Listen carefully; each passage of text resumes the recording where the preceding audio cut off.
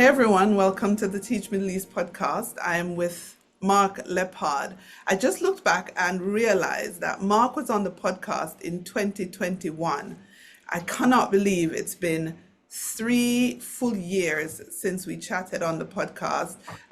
So much has changed, so much more to dig in. The last time we spoke, I went back and listened to that episode. So if you're listening to this, maybe go back and listen to that episode and then come back and listen to this episode.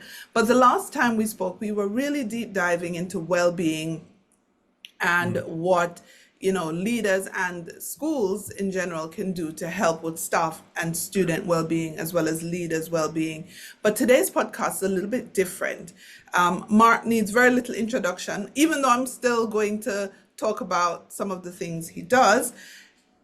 I think if you want to know what Mark's about, go follow him on LinkedIn. His posts are insightful. We have a lot to talk about. Mark, welcome to the podcast. Lisa, thank you. That's a lovely introduction. Now, Mark, I wanted to touch base more on a behind the principal's desk type interview. So we're going to leave the school a bit to the last part of this, what I hope to be 30 minutes, and I'm going to go through it really quickly. And I'm going to ask a really deep question to kick off. How has your perspective on life in general changed in the last 2 to 3 years? Wow, that's a really good question. I think, speaking really honestly, I don't think values have changed. I think you're right. Perspective may have changed. I think I've become a little bit more tolerant to things that are going on. And you've used the period 2 to 3 years. So let's say it's pretty much around COVID and coming out of it. And I think that did change a lot of perspectives. I think it changed a lot of thinking of how we do things for a start. So I think there's more ways of being flexible to solutions. And I think there's more ways of being using your initiative, finding solutions. But from a personal perspective, I think I've become a little bit more tolerant. I don't think I was intolerant, but I think I now look at things thinking I don't necessarily know what's going on inside somebody. And I think during COVID, when people were in their own home for a long period of time, some behaved, acted, were impacted differently from what you may have seen of them prior to COVID. So now in my mind, when we're faced with a challenging situation with an individual, I often think of, I don't know what's going on inside, and I need to try and scrape away at that a little bit more than taking what's on the surface. And I think that's the biggest change for me in how I look at things. Whether that impacts others, I don't know, but it definitely is another layer of thinking for me when I'm dealing with something. And in terms of your own personal life, have you changed anything in the last 2 to 3 years that's significant? I always talk about looking after yourself, and I don't feel selfish saying that. I do feel we need to make even more of a conscious effort for that, and that's to impact others as well. So taking the selfish bit away, which I don't think it is selfish, but looking after yourself will enable you to look after others. And again, I think as you've used the time frame 2 to 3 years, when we were going through COVID, we really had to look after ourselves because we were isolated from some of the support around us. And I think, not that that's a good thing, but I think it's enabled people maybe to understand that there are coping mechanisms that you have yourself that you can control.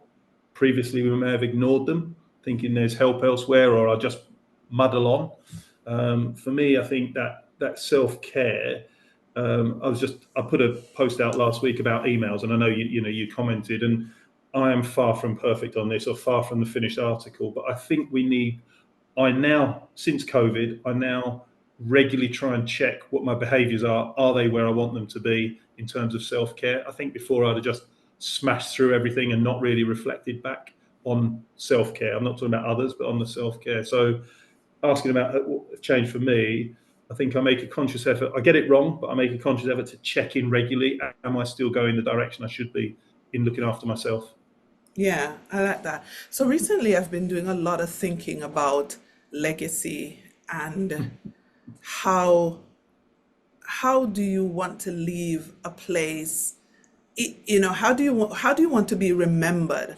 I'm not talking about dying per se, but when you move from one place to the other, how do you want people to think of what you've done, the body of work that you have produced, the impact that you have?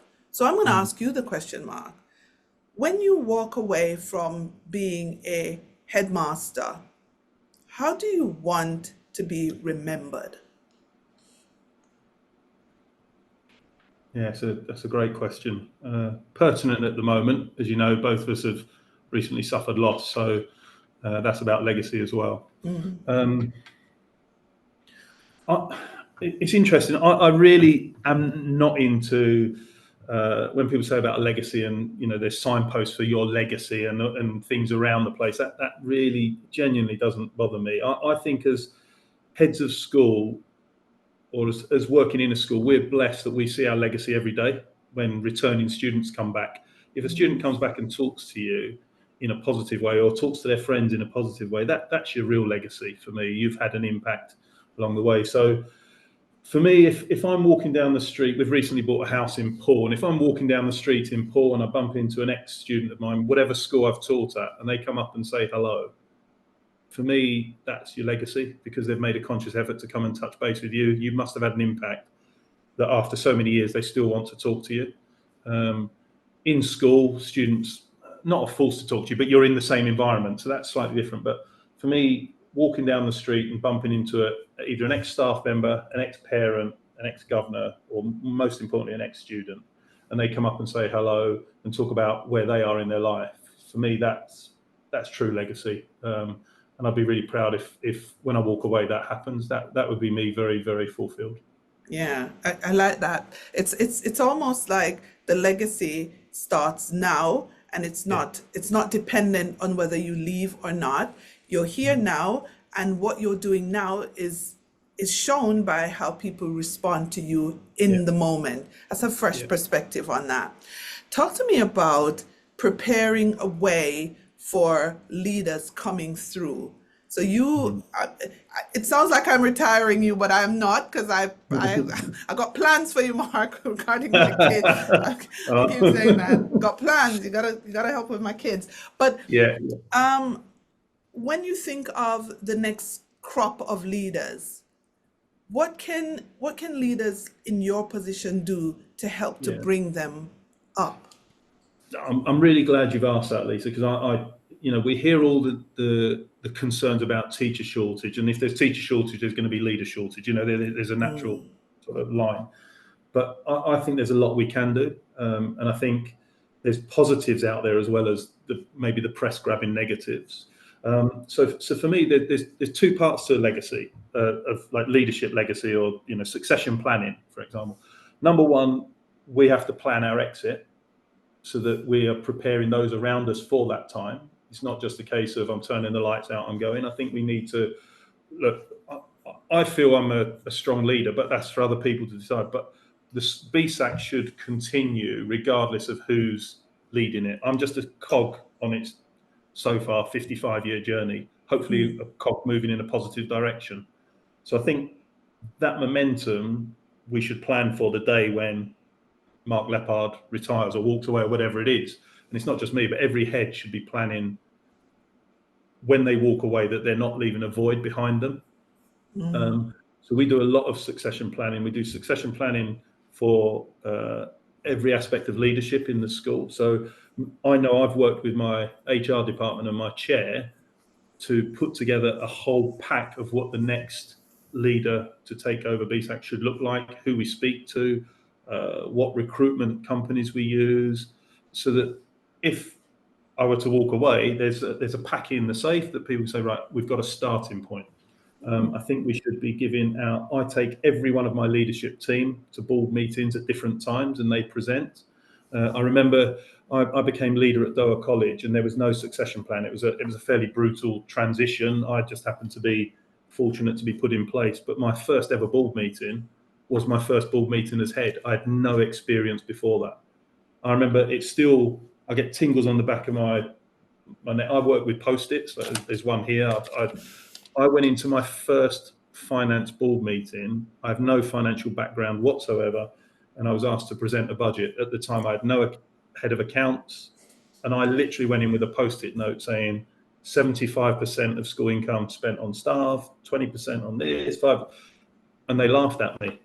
And they said, "You're the head, what are you doing?" And I said, I was really out of my depth, so there was no succession planning. Fortunately, I had a chair who put me in place and said, "We've put Mark in place at short notice. We should be supporting him, not ridiculing him. We should be helping him with our expertise of how we put our finances together, and not expecting just because you got the title, you know the job."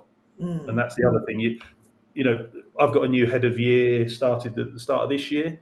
Last year they weren't a head of year, so effectively over a holiday they've suddenly got the job. Do they know every aspect? No. Does everybody who looks at them think they have every aspect of the job? Yes. So we need to mentor, we need to protect, we need to guide, we need to bring staff through that there's a succession plan for every position in the school. Now that's not easy. Have we got it right at the moment? No. But is it something we're working on? Yes. We should be asking the exact same question you just asked. When that person goes, what's the next plan? And it's not pushing them out the door. It's making sure they can go in a positive, seamless way and the students don't suffer. For me, that's really, really important. Again, I'm not rushing you, Mark, I but know. for Mark, what does life after headship look like? I don't take it you're rushing me, Lisa. You know? I swear, people, I'm not rushing him. I want him to remain What there. have you heard?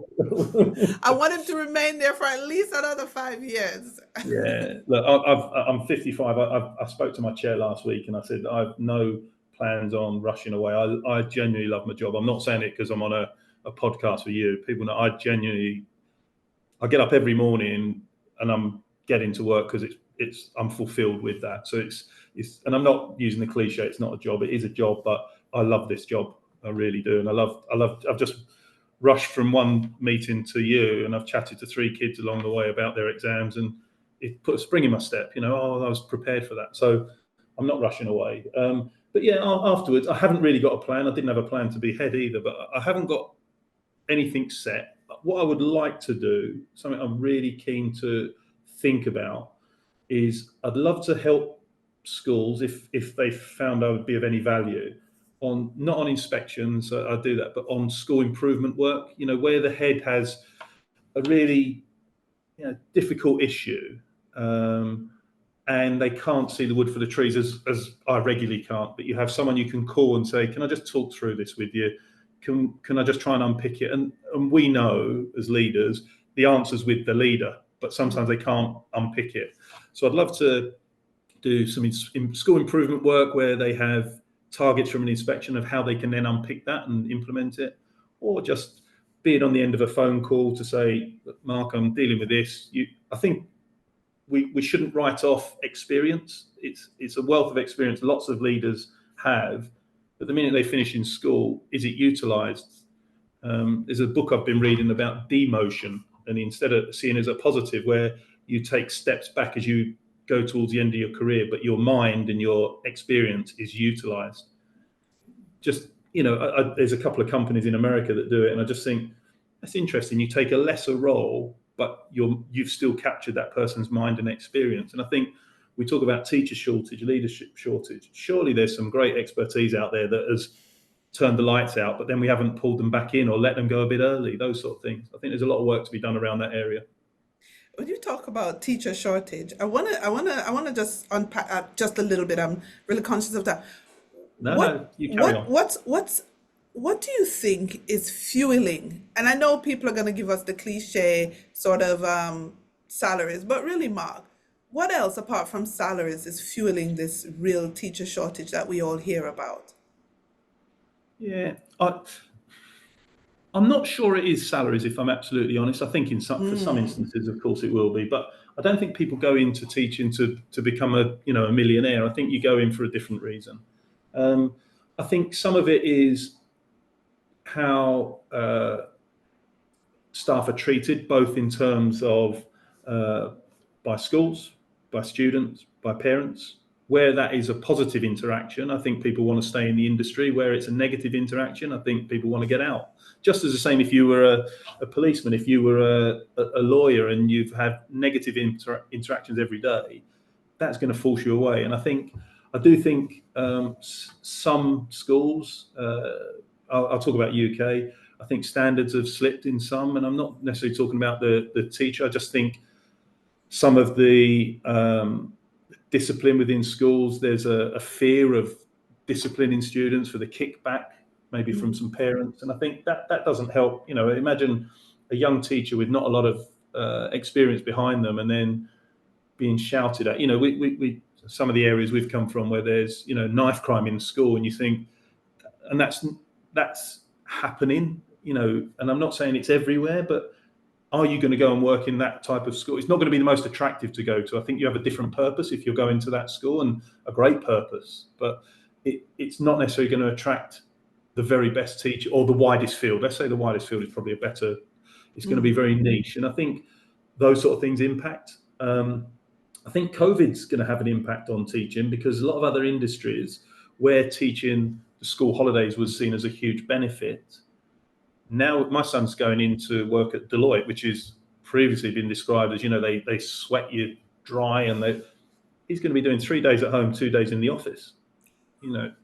I think some of the careers that were seen as very corporate and 9 to 5 or 9 to very long hours and no flexibility, this COVID has now created some flexibility in sectors. And I think where previously teaching with some of the positive holidays that you had, I think not that they're not, but I think they're not seen as outstanding as they were before. So I think there's multiple factors. Obviously pay will come in, but I think terms and conditions in terms of how you're treated in school and the respect you have. If you look at Finland, teaching career is seen as a very high level career. I don't think the UK government treats it as it should be, the same as they don't with healthcare. It's we can talk all day about that, but I genuinely think if you were a government that had longer than a 4 to 8 year lifespan, which not many do in the UK, you'd have a vision of 50 years, and you'd be putting that in place, and you'd be making sure that you are succession planning. But most of it now, I must admit, I'm disillusioned, is sort of vote grabbing and short term, and that can't be education, that can't be healthcare, that can't be those sort of sectors. Yeah, no, I agree with you. Do you think the UK teacher shortage, do you think the international schools have a blame in that? It's a good question. Partly because it may be more attractive to work overseas in some place, but then I say, well, if I was losing students or staff to another school because it was more attractive, I'd try and make mine more attractive. So I think you can't just blame one end saying that's happening. You've got to be saying, well, why is it not happening here? Or what can we do to reverse that? I also don't think, you talked about when Mark finishes, but I've got lots of teachers, maybe in their 50s who are thinking of finishing here. They've still got 10, 15 years of great experience teaching to give. Why aren't they being pulled back to the UK? Why is that not attractive? And so I think there is a shortage, but I think there's a counter to that shortage that hasn't been tapped into. And I think there's a lot of teachers with, I would love my children, if they were in the UK, or my grandchildren in the UK, to be being taught by a teacher who's basically trained, wherever, taught in the UK, but taught overseas, and bring that richness back. Surely that's got to be great. But I don't know if there's that pull effect at the moment. And it's not just salaries and tax, because there's countries where people are teaching where there is all those, taxes and similar things, but they're still going overseas. I think we've got to have a mechanism to attract people, experienced people, back into teaching who have been overseas. And that it won't solve a shortage, but it certainly address some of it. Yeah, I do agree with you. I think previously, and I don't know if it's changing, but previously people thought when you go overseas, you're really just having a great, Yeah, wonderful beach holiday, and you're of no benefit when you come back. yeah, But yeah, I think they're so wrong, and they're missing out. They really are missing out on some yeah. great teachers who could come back and help. Um, Mm, Earlier in the conversation, we talked about, that that leader who's probably needing someone to talk to them about where they go, not being able to see the woods from the trees.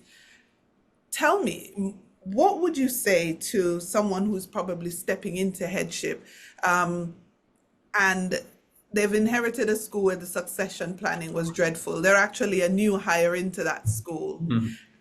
Yeah. and they've come in and it's just a complete shock. What would you advise them? Where should they start? Yeah, no, that's a really good point. And I don't think you have to necessarily be new to headship to suffer those things. It could be a new Mm, context, it could be a new challenge. I I I was on the phone last week to a colleague of a school here, um, who I knew was going through quite a tough time in their own school. Um, and any parents of the schools will see us as rivals. Right? We're rivals on the sports field, and I think quite often the external faces, and I call parents external, looking in, often see schools as competitors. Um, I see them as collaborators. We can share CPD, we can share lots of things. The competition is on the sports field or whatever, and at the mm, end of the day, the final whistle goes. I can guarantee most heads do not lose a wink of sleep if they've lost their football match to their local rivals. But it's not that it's not important, but it's not as much a rivalry as people think beyond the sports field. So the head I thought was possibly struggling. So I called Deborah at BSME, and they're a BSME school. I said, can you just check in on them, make sure they're okay? I gave them a call. Not that we can solve anything, but I think a head coming into a challenging situation, it doesn't have to be new situation, Lisa. It could be, I could be facing it tomorrow. Having colleagues who are not in the school, but in the same profession with similar experience, having that as a network. I have a WhatsApp group of local Abu Dhabi heads, and it's priceless for me. And has anyone seen this regulation? Has anyone had to deal with this? And someone will, if not had the same situation, had a similar situation. So for me, as a new head, or as a current serving head but new in an area, definitely network with your other schools. It's invaluable.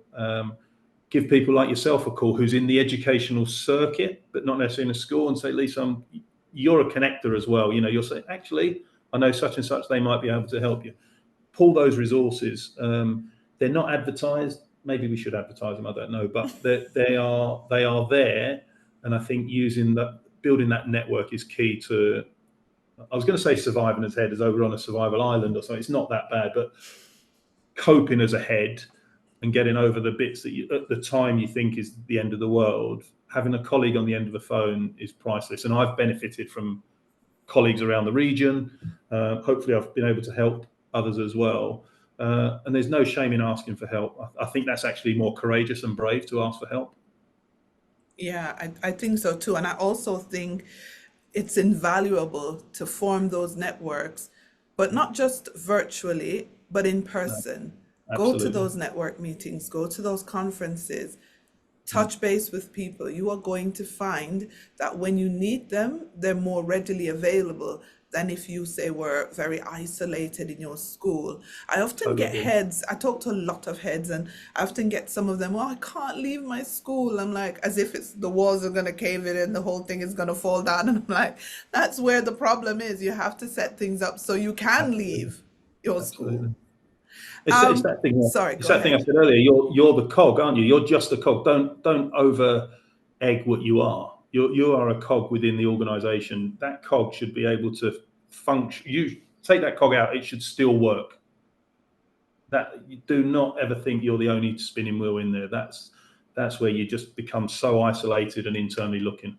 Yeah, that's good advice actually to really tap into those networks. Yeah, Um, I wanted to, since we're not pressured for time, guys, so keep your I'm all headphones yours. in. Keep your headphones in. Mark, let's turn the spotlight on you for a minute. What brings you joy? um, my family, spending time, and I've been blessed through COVID and after that. My two sons and my daughter, their university got disrupted. It's not a blessing for them, but I had more time with them when they should have been fleeing the nest. Spending time with family, as you know, my mum recently passed away. We had the funeral last week, and it was I said, a beautifully sad occasion. Sad that she's gone, but it's beautiful that the whole family, cousins, everyone were together. So family is really important to me. So that's personally. I love my sport. So watching any sport brings me joy, whatever it is. But in work, I get a lot of joy of seeing someone maybe been struggling, maybe lost their way a little bit. And I'm not talking about a discipline, just not quite flowing as they should. And with some support, it doesn't have to come from the head, but they find a way of getting support, be it colleagues, friends, whatever, and seeing them pull through that and then really shining. And for me, that's the easy thing to do. And here with contracts, the easy thing to do when someone's struggling, you say that person's not good enough for us, let's move them on. That happens in some schools. I get more joy turning around saying, do you know what? We were right to give that person a bit more time, a bit more breathing space, because look at them now.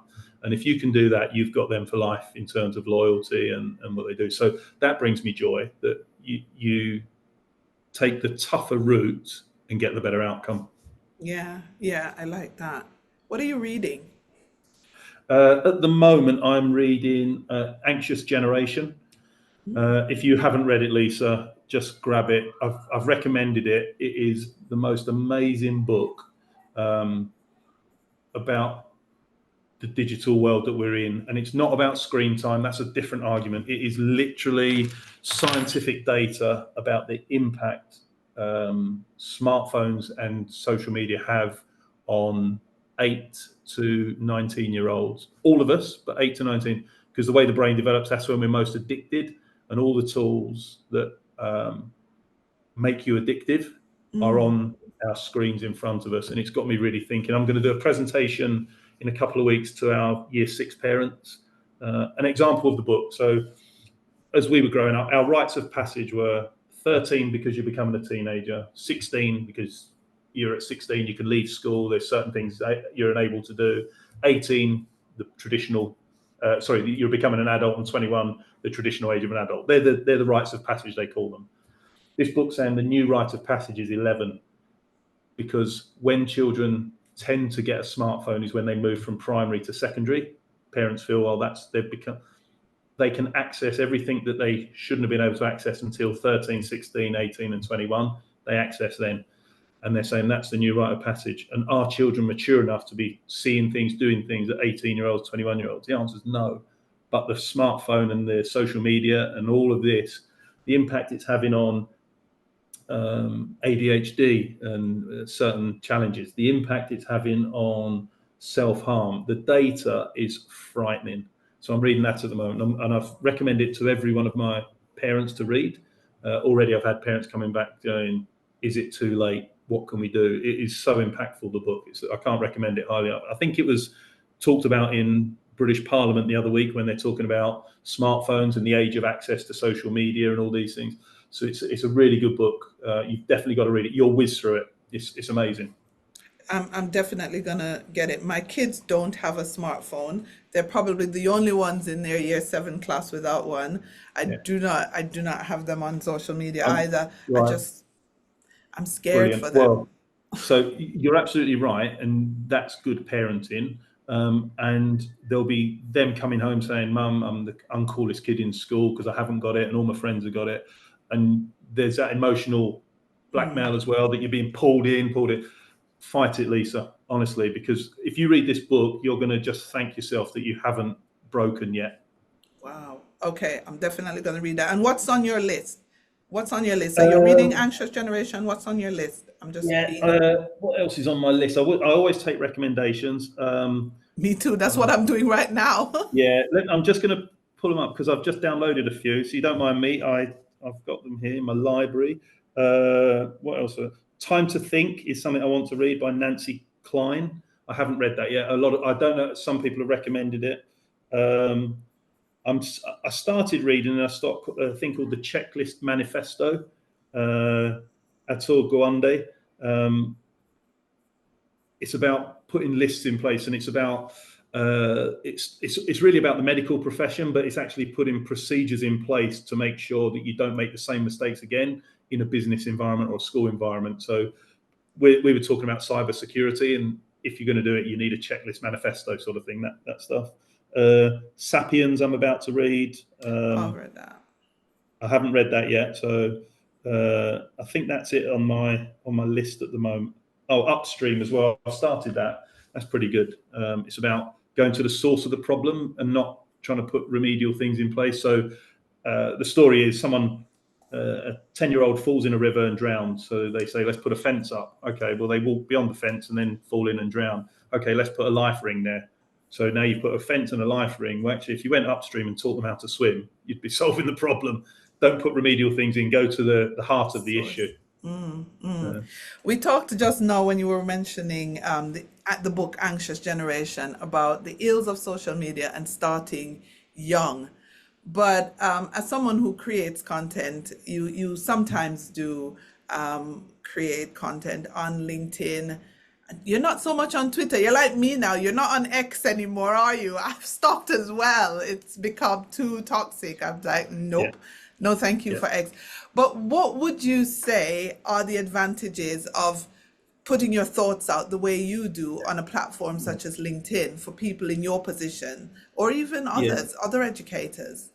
Yeah, I like LinkedIn because I see it as a professional support mechanism, a professional sharing mechanism. So putting the thoughts out, there's two things I hope to achieve. One is others may benefit from my insight, and it's not saying mine's the only one, but also come back and challenge and offer further things. So I put one out about use of emails. I've picked up 3 or 4 great tips this week about that. But I also think I think it's the art of writing. It doesn't have to be LinkedIn. LinkedIn just seems to get a wider sphere. But when you put things down in writing or typing, I think it orders your thoughts as well, and you become clearer. So the benefit for me of putting something on LinkedIn is actually processing my thoughts, so I get an orderly fashion, so they're clear in my mind. There's only 3 ways I can do that. Is one, putting it on something like LinkedIn, and the other 2 are going for a long walk or going for a swim, and where I can't be disrupted and I get my thoughts in order. So I think it's the ordering of thoughts is the biggest well-being benefit of the social media. Sharing ideas and then getting ideas back helps me professionally as well. Yeah. Do you think it's something other school leaders should do? Yeah, I think each to their own, but I think the bit about sharing an insight for others. So getting my thoughts in order, that's a personal thing. Others may say, I don't like it that way, I do something else, that's fine. But I think there's a lot of leaders out there who are quiet and don't share things, not a criticism, but I don't think they actually see the wealth of experience they have and the benefits it can add to others. So for me, taking that bold leap and saying, I've got something to share, I think we're always a bit nervous of that. Is it worth sharing? How's it going to be reviewed? I think on LinkedIn, if there's a challenge, it's a professional challenge. So that gets you sharper. So I think I would definitely encourage others to share their experiences to benefit others, and what you get back benefits you as well. Yeah. How do they get over that, that little bit of, Yeah, I don't even know what to call it. I don't want to call it yeah. fear, but A bit it's of that anxiety. inhibition, that anxiety. Yeah. Do you know what I think? I think, aren't we just saying that to students every day, to kids every day? Try this, try that.